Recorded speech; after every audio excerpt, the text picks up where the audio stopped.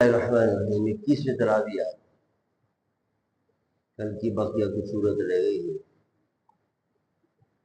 تو ہاں کیا قرآن کی حقانیت. اللہ فرماتا ہے کائنات کے اندر اور خود انسان کے اندر جو راز ہے اس میں سے ہم تمہیں مطلع کرتے رہیں گے، اور جب یہ راز کھلیں گے نا تو سب کو پتہ چل جائے گا تمہاری قرآن حق. یہ کتنی بڑی پیشن کہ تمہارے اندر جو راز ہے، کائنات میں راز کیسے کیسے راز افشا ہو رہے ہیں. جیسا ابھی کہکشاں کتنی ہیں، ایک کہکشاں میں اربوں ستارے ہوتے ہیں. ہمارے اندر کتنی رگیں ہیں، دماغ کیسے کام کرتا ہے، جگر کیسے کام کرتا ہے، میڈیکل سائنس میں کیسی کیسی رات آج الگ. اور انہوں نے پہلے سے فرمایا ایسے جو تمہارے اندر کے راز ہیں وہ جب پتہ چلیں گے، منکشف ہوں گے تمہارے اوپر، تو پھر پتہ چلے گا کہ واقعی قرآن حق ہے. سبحان اللہ. یہ بھی پیشین گوئی ہے قرآن کی، اور یہ ثابت آ رہی ہے، سچی ثابت ہو رہی ہے. اس سے ثابت ہوا ہے اللہ کی سچی کتاب ہے. اس کے بعد سورہ شورہ شروع ہوئی ہے. شورہ کے معنی مشورے. اس میں مشورہ کرنے والوں کی اللہ تعریف کرتا ہے. اس طرح سورہ شورہ ہے. فرمائے کہ دین ایک ہے، شریعت مختلف ہے. اب اس میں تفرقہ نہ ڈالو. حضرت آدم سے لے کر حضور تک سب یہ کہتے آئے اللہ ایک ہے، وحدہ لا شریک ہے، قیامت آئے گی، فرشتے حق ہیں، کتاب حق ہے، رسول حق ہے. یہ دین حق ہے. اب شریعت مختلف ہے. کسی کے اندر نماز کا حکم کسی طریقے سے ہے، زکوٰۃ کا حکم کسی طریقے سے ہے، اگر کوئی طہارت ہے کسی کپڑے کی، کسی اور کی. شریعت کی مختلف ہے لیکن دین ایک ہے سب کا. تو اللہ فرماتا ہے اختلاف نہ کرو، انتشار مت کرو. پھر فرمایا کہ اللہ ہم جو اللہ تعالیٰ کے محبوب نے اور تم تک یہ دین پہنچایا، بڑی قیمتی چیز تمہیں پہنچائی ہے. اس پر تم سے کوئی اجر طلب نہیں کرتے. اتنی قیمتی چیز تھی، اس کے بدلے میں کوئی سونا دو، کوئی چاندی دو، نہیں. صرف ایک چیز طلب کرتے ہیں کہ قرابت داروں کی محبت اپنے دل میں پیدا کرو. اس کے بدلے میں جو اللہ نے تمہیں دین کر دیا. اب قرابت دار سے کیا مراد ہے؟ اس کی کئی تفسیر علماء نے کی کہ قرابت دار سے یا تو دین کی قرابت دار یعنی اہل بیت اطہار مراد. اور یہ کہا جا رہا ہے کہ اہل بیت اطہار کی محبت اپنے دل میں پیدا کرو. اور یا قرابت دار سے مراد حضور صحابہ کرام. اور یہ کہا جا رہا ہے کہ صحابہ کی محبت اپنے دل میں پیدا کرو. کیوں؟ اس لیے کہ تم تک جو یہ دین پہنچا ہے یہ اہل بیت کے ذریعے پہنچا ہے اور صحابہ کے ذریعے پہنچا ہے. تو اس دین کا حق یہی ادا ہوگا کہ تم ان سے محبت اپنے دل کے اندر پیدا کرو. یا قرابت دار سے مراد ہے کہ آپس کے اندر محبت پیدا کرتی ہے کہ آپس کے اندر جو مسلمان ہے وہ آپس میں ایک دوسرے سے محبت پیدا کریں، ایک دوسرے کی نفرت ختم کریں. کیونکہ تم اگر محبت کرو گے اور مل کر رہو گے تو دنیا پر مخالف بھاری رہے. اب دیکھیں نا کتنے مسلمان ٹکڑے ٹکڑے ہو رہے ہیں، ایک دوسرے سے محبت نہیں ہے. چھوٹا سا اسرائیل حملے کر رہا ہے، امریکہ دھمکیاں دے رہا ہے، مار رہا ہے، قتل کر رہا ہے. 1,00,000 آدمی وہاں مار چکا ہے اور غزہ کے اندر، اس لیے کہ آپس میں محبت نہیں. اللہ فرماتا ہے کہ یہ جو دین ہم نے تم تک پہنچایا ہے اس کا شکریہ ادا یہ ہے کہ تم آپس میں محبت کرو. جب تم آپس میں محبت کرو گے تو مضبوط رہو گے، دین بھی مضبوط، دین کو ترقی. یہ کئی یہ 3-4 معنی ہے الا المودۃ فی القربہ. پھر مومنوں کی وہ صفات جو اللہ کو معبود ہے اور جن صفات کی وجہ سے مومن اور مسلمان اللہ کا پیارا بن جاتا ہے، وہ صفات بیان ہو رہی ہیں. اس میں سب سے پہلی صفت یہ اللہ پر بھروسہ کرنا چاہیے. اللہ پر بھروسہ رکھو. جو اللہ تبارک تعالیٰ کرتا ہے وہ بہتر کرتا ہے. بندے کے حق میں کرے گا جو کچھ ہوگا، یقین رکھو. اس کے بعد بے حیائی سے پرہیز کرو. کس قدر بے حیائی اس ملک میں عام ہو گئی. فحاشی، عریانی، بدکاری، یہ سب تمام برائیوں کی جڑ ہے. فرمایا جو اللہ کے سچے مومن ہوتے ہیں وہ بے حیائی سے پرہیز کرتے. غصہ آ جائے تو معاف کر دو، غصہ آ جائے تو معاف کر دو. یہ بھی ایک اچھی صفت. اور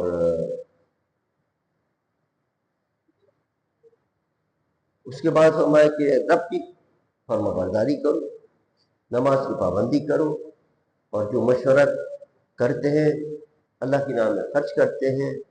یہ وہ طریقہ ہے کہ جن سے اللہ راضی ہوتا ہے. وہ صفات ہے جو اللہ کو پسند.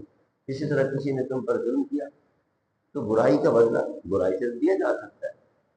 اور تمہیں حق ہے تم دے دو، لیکن اگر تم معاف کرو گے اس کا بہت بڑا مرتبہ، اس کا بہت بڑا درجہ ہے، کیا نام ہے، اللہ کی بات کرتے ہیں، اللہ تمہیں معاف کرے گا قیامت کے دن۔ تو یہ وہ صفات ہیں جن کو کہا جا رہا ہے کہ یہ اللہ کو بہت پسند ہے، مومن کو یہ صفات اختیار کرنی چاہیے۔ فرمایا جب ہم نعمتیں دیتے ہیں تو ہمیں بھول جاتے ہیں، تکبر کرنے لگتے ہیں، بھول جاتے ہیں نعمتیں کس نے دی، نعمتوں کے اندر فرق ہو جاتے ہیں، کوٹیاں، کاریں، بنگلے، ارے بھائی کس نے دیے، اللہ نے نعمتیں دی ہیں، اس کے شکر ادا کرو، اس کو سر تو جھکا لو، لیکن نہیں، ان نعمتوں کے اندر ایسے انسان مغرور ہوتا ہے کہ پھر اللہ کو بھول جاتا ہے۔ پھر فرمایا کہ یہ اس کی شان ہے کہ جس کو چاہے بیٹیاں دے دے، جس کو چاہے بیٹے عطا کر دے، جسے چاہے کچھ بھی نہ دے، کسی کو بیٹے بیٹے ہو رہے ہیں، کسی کے بیٹیاں بیٹیاں ہو رہی ہیں، کسی کا کچھ بھی نہیں ہو رہا ہے، کسی کا بیٹے بیٹے سب ہو رہے ہیں، بیٹا بیٹیاں سب ہو رہے ہیں۔ حضرت شعیب علیہ السلام کو، اور حضرت یہ نبی ہے، یہ نہیں کہ عام آدمی ہوگا بلکہ نبیوں کے ساتھ بھی یہی ہوا ہے کہ حضرت شعیب علیہ السلام کیا اور حضرت لوط علیہ السلام کیا صرف بیٹیاں پیدا ہوئی، ایک بیٹا نہیں تھا۔ حضرت ابراہیم کو اللہ تعالیٰ نے صرف لڑکیاں تھا، کوئی بیٹی نہیں تھی ان کو۔ حضور ہمارے نبی کو اللہ نے 4 بیٹیاں عطا فرمائی اور 4 لڑکے عطا فرمائے۔ حضرت یحییٰ علیہ السلام اور حضرت عیسیٰ علیہ السلام کی اولاد نہیں، تو نبیوں کو بھی آیا کہ کسی کو کچھ دیا، بیٹے دیے، کسی کو بیٹیاں دی، کسی کو بیٹے بیٹی دونوں دیے، کسی کو کچھ بھی نہیں دیا۔ عام لوگوں کے ساتھ بھی یہی سن اللہ کرتا ہے، تو اس کی رضا میں راضی رہنا چاہیے۔ سورہ زخرف شروع ہوگی، زخرف کے معنی سونا ہے، چمکنا، تو کیسے بتایا جا رہا ہے، توحید کے دلائل دیے جا رہے ہیں کہ دنیا کے اندر دیکھو کیسے رنگ برنگے پھول ہیں، کس قدر حسین اس کے اندر رنگ ہوتے ہیں، پھولوں کے اندر اگر آپ دیکھیں رنگ، اور کس طرح یہ کھلتے ہیں پھول، اور کشتیاں دیکھو کس طرح چل رہی ہیں، بڑے بڑے جہاز چل رہے ہیں جناب، سمندر ایک چھوٹا سا پتھر یہ نیچے چلا جاتا ہے، یہاں بڑے بڑے جناب کشتیاں وہ تیر رہے ہیں، نیچے نہیں ڈوبتے ہیں۔ تو یہ سب اللہ نے تمہارے لیے مسخر کیے ہیں، جس نے تمہارے لیے سب مسخر کیا ہے، تو اس کے آگے جھک جاؤ اور اس کی اطاعت کرو، اور جب سواری کیا کرو سوار پر یہ دعا پڑھا کرو، سبحان الذی سخر لنا ھذا وما كنا له مقرنین وإنا إلی ربنا لمنقلبون۔ اس سے سواری کے اندر بیٹھنے والا محفوظ ہو جاتا ہے۔ حضور اکرم صلی اللہ علیہ وسلم کا طریقہ یہ تھا کہ آپ پہلے بسم اللہ پڑھتے، بسم اللہ، اللہ اکبر اللہ اکبر، الحمدللہ الحمدللہ الحمدللہ، سبحان اللہ سبحان اللہ سبحان اللہ، لا الہ الا اللہ، سبحان الذی سخر لنا ھذا وما كنا له مقرنین وإنا إلی ربنا لمنقلبون۔ اے اللہ پاک ہے تیری ذات کہ تم نے یہ مسخر کر دیا ہمارے لیے، ہم تو نہیں کر سکتے اس کو مسخر، اتنا بڑا جہاز مسخر ہو گیا ہمارے لیے، لے کے جا رہا ہے، اتنی بڑی ریل مسخر ہے، جانور پر بیٹھتے ہیں وہ مسخر ہے، گاڑی مسخر کر دی ہماری، ہم چلاتے ہیں جس طرف جاتے ہیں، تو یہ تیری شان ہے، یہ تم نے ہمیں کیا ہے، شکریہ ادا کرو اس کو بیٹھ کے۔ مشرکین کہا کرتے تھے یہ جتنے فرشتے ہیں یہ اللہ کی بیٹیاں ہیں، اللہ فرماتا ہے تمہاری یہاں بیٹی پیدا ہو جائے تب تو تم نفرت کرتے ہو اور کہتے ہو نہیں ہمارے لیے عیب کا باعث، اور اس عیب والی چیز کو اللہ کی طرف نسبت شرم نہیں آتی۔ اللہ پاک ہے، بیٹیوں سے پاک ہے، بیٹوں سے پاک ہے، اس کی کوئی اولاد نہیں، لم یلد ولم یولد۔ اس کے بعد فرمایا کہ یہ مال و دولت جس کے تم حریص ہو یہ سب دنیا میں رہ جائے گا، آخرت پرہیزگاروں کے لیے، جو متقی ہیں ان کے لیے آخرت ہے، یہ دنیا جو ہے اس کی کوئی حیثیت نہیں۔ ہاں دنیا کو دین کے لیے استعمال کرو تو یہ دنیا جنت میں لے جانے والی ہو جائے گی۔ حضور نے فرمایا کہ ایک حضور راستے میں تشریف لے جا رہے تھے، ایک مردہ بکری پڑی ہوئی ملی، تو حضور نے فرمایا کہ اللہ کے نزدیک دنیا کی اس سے بھی کم قیمت ہے جیسی مردہ بکری، اتنی بھی حیثیت نہیں ہے دنیا کے اللہ کی بارگاہ کے اندر، اتنی قدر بھی نہیں اللہ ہے۔ اور جس پر اللہ کرم فرماتا ہے اس کو دنیا سے بچا لیتا ہے۔ اس دنیا سے مراد وہ ہے کہ جو حرام مال ہو، حرام کمائی ہو، حرام طریقے سے جو کمائے آدمی حرام طریقے سے خرچ کرے، اور دنیا کے اندر اتنا منحرف ہو جائے کہ اللہ سے غافل ہو جائے، یہ دنیا مراد۔ ورنہ تو دنیا تو حضرت عثمان کے پاس بھی تھی، دنیا تو حضرت ابو بکر صدیق کے پاس بھی تھی، سب سے بڑے تاجر تھے، تو یہ دنیا نہیں ہے، چیز دنیا از خدا غافل گزر نیا فرماتے مولانا روم رحمۃ اللہ علیہ فرماتے ہیں کہ یہ اولاد، سونا، چاندی یہ دنیا نہیں ہے. دنیا وہ چیز ہے جو اللہ سے غافل کر دے تمہیں. جو چیز اللہ سے غافل کرے وہ دنیا کہلاتی. اس کے بعد فرمائے کہ جہنم ہی جو ہے وہ جو جہنم کا داروغہ جسے کہتے ہیں، جہنم میں کھڑا ہوگا حفاظت کے لیے، اس سے کہیں گے کہ بھائی موت ہی ہمیں دے دو، یہ تو بہت سب ترین عذاب ہے، ہمیں موت آ جائے. درگاہ ہوگا نہیں، اب مرنا بھی نہیں ہے، اب تو زندہ رہنا ہے، یہ تمہیں ہمیشہ یہ جھیلتے رہنا ہے یہ سختیاں اور یہ مصیبتیں. سورہ دخان شروع ہو رہی ہے. فرمایا یہ کتاب برکت والی ہے اور ہم نے برکت والی رات کے اندر اس کو نازل کیا ہے. اس میں ہم فیصلے ہوتے ہیں. اس سے مراد شعبان کی 15 شب ہے اور اس میں اللہ کا وطن میں قرآن نازل ہے. تو سوال یہ ہے کہ اللہ کا وطن ہم نے قدر میں قرآن نازل کیا. اس میں سورہ دخان میں اللہ فرماتا ہے کہ ہم نے شعبان کے اندر قرآن نازل کیا. اس کا کیا مطلب؟ تو علماء فرماتے ہیں اس کا جواب یہ ہے کہ شعبان کے اندر لوح محفوظ سے پورا قرآن اترا اور آسمان دنیا پر آ گیا. یہ تو شعبان میں اترا. اور پھر اس میں رمضان کے اندر لیلۃ القدر کے اندر جو ہے وہ آسمان دنیا سے حضور کے قابل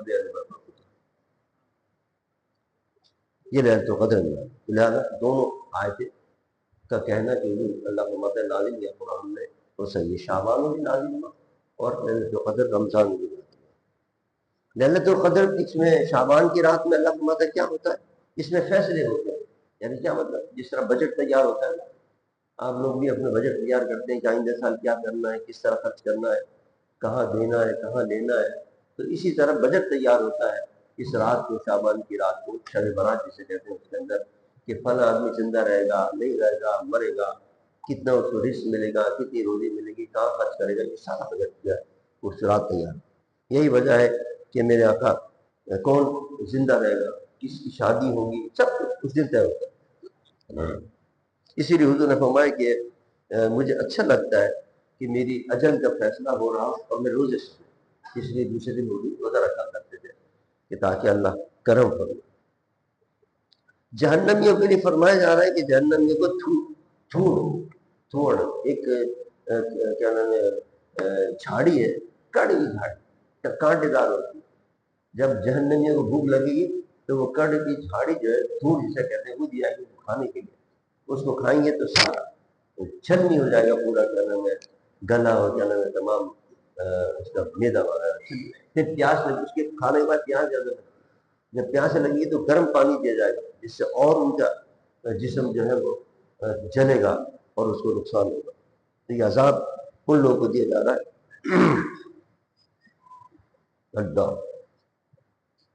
اللہ فرماتا ہے یہ تو دنیا کا تھوڑ ہے اور وہ جو آخرت کا تھوڑ ان کو دیا جائے کھانے کے لیے وہ تو ایسا ہوگا کہ اس کا اگر ایک قطرہ بھی دنیا کے اندر ٹپکا دی جائے تو سب خراب ہو جائے، مزہ ہی سارے خراب ہو جائے، سارے اتنی خطرناک چیز ہوگی. یہ جہنمی کو دیا جائے گا اور جو نیکیاں کرنے والے ہوں گے، عبادت کرنے والے ہوں گے ان کے لیے جنت ہوگا. جنت میں باغ ہوں گے، چشمے ہوں گے، عمدہ لباس ہوں گے، پورے ہوں گی. یہ سب اللہ تعالیٰ ان کو عطا فرمائے گا کہ جو اللہ تعالیٰ کی اطاعت کریں گے، حکم و برداری کریں گے.